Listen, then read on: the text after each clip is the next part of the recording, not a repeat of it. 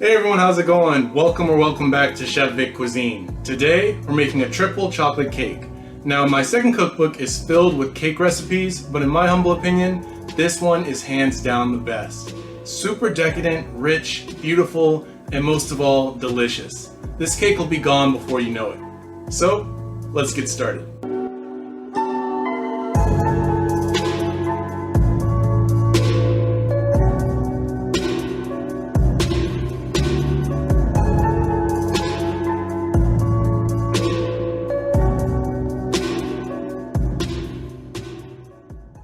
For the ingredients, we're going to start off with the cake, and for that we're going to need 1 3/4 cup of all-purpose flour, 3/4 cup of unsweetened natural cocoa powder, 1 3/4 cup of granulated white sugar, 2 teaspoons of baking soda, 1 teaspoon of baking powder, 1 teaspoon of salt, 2 teaspoons of espresso powder, half a cup of vegetable oil, 2 large eggs at room temperature, 2 teaspoons of pure vanilla extract, 1 cup of buttermilk, and 1 cup of freshly made hot coffee black. And for the buttercream, we're going to need 1 1/4 cup of unsalted butter softened to room temperature, 3 1/2 cups of powdered sugar, 3/4 cup of unsweetened natural cocoa powder, 4 to 5 tablespoons of heavy cream at room temperature, 1/4 teaspoon of salt, and finally 1 teaspoon of pure vanilla extract. Okay, so first things first, we want to preheat our oven to 350 degrees Fahrenheit or 176 degrees Celsius. And you want to grease and or line with parchment paper 3 6-inch baking pans. These are the perfect size pans for this style of cake. Now on to preparing the cake itself. In a large bowl, we want to whisk together our flour, cocoa powder, sugar, baking soda, baking powder, salt, and espresso power together until it's well combined. And all these ingredients together create your dry mix. And of course, it wouldn't be a Chef Vic recipe if we didn't stir in a like button too. Seriously, your support and pushing that like button really helps the channel out. And if you want to see more recipes just like this one, make sure to subscribe to this channel and click that bell icon to be notified when my next video drops.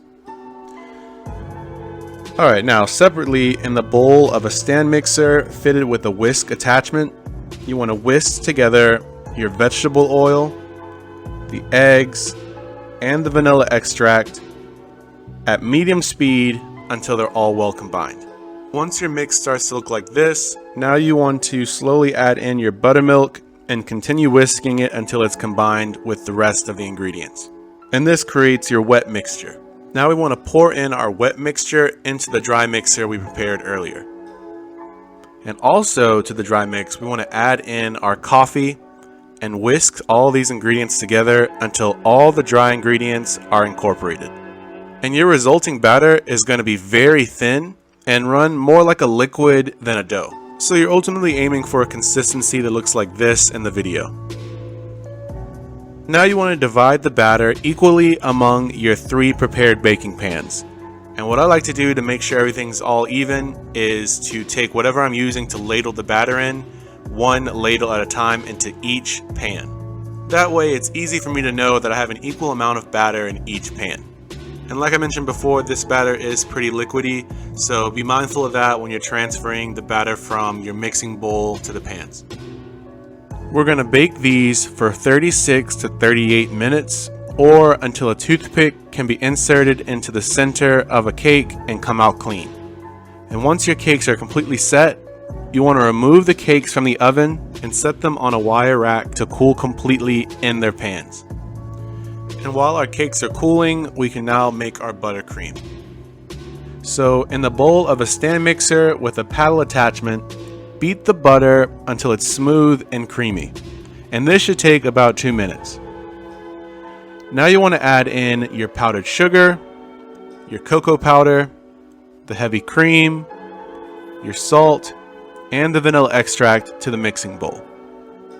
Beat all these ingredients on low speed for about 30 seconds, and then once they've combined somewhat, you want to increase the speed to high and beat the buttercream for an additional minute.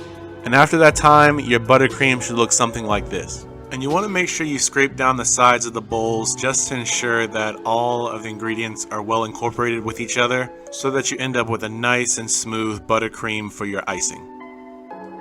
Now on to creating the cake. If your cooled cakes have domed, you can use a large serrated knife and remove the excess cake to flatten each layer. And you can use that excess cake that you remove as a crumbling decoration, or you can just discard it. But luckily for our case, all my cakes came out pretty flat, so we can use them as is. So you want to place one cake layer onto the cake stand or serving platter. And I like to place a little bit of buttercream on the platter just so that the cake can sit snugly on it without risk of slipping. Then you want to evenly coat the top of this cake with the buttercream.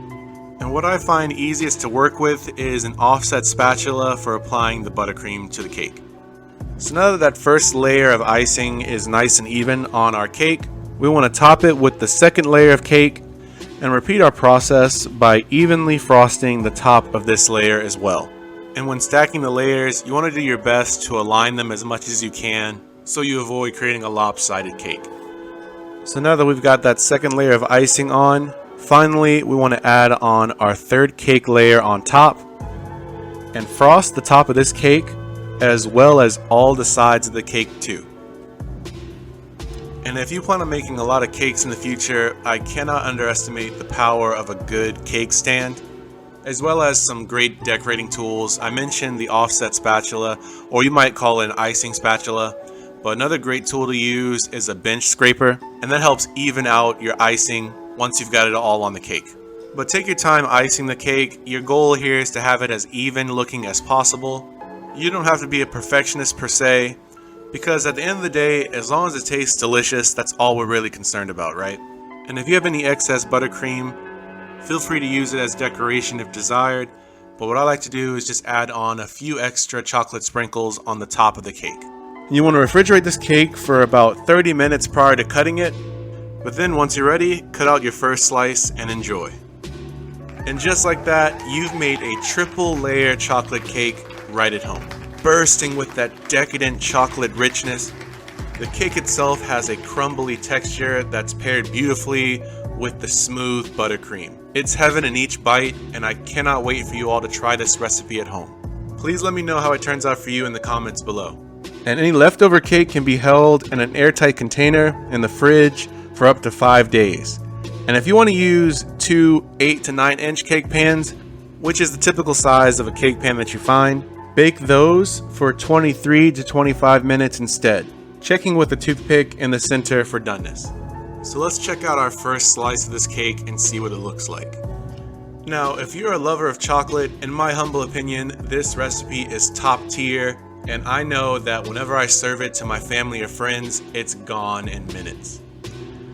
As always, this recipe and many more can be found in my cookbook, Chef Vic Cuisine Volume 2, Elevating Your Inner Chef, and that's available on Amazon, and I'll be sure to leave a link to that in my description box. And feel free to click the pop-up on the screen for more information on that as well. Thank you all so much for watching. I really hope you enjoyed this recipe, and if you did, make sure to smash that like button for me. It really helps the channel out. And if you haven't done so already, hit that subscribe button to see more recipes just like this one. And sharing is caring, so if you enjoy this recipe and think others will too, feel free to share this with all your family and friends. And stay tuned for next week, where I show you a recipe from my third cookbook, my baby back ribs. A great entree choice that's so easy to make. Well, thank you all so much again for watching. I truly do appreciate it. Check out more recipes on my page now, and I'll see you next time on another episode of Chef Vic Cuisine. And until then, peace.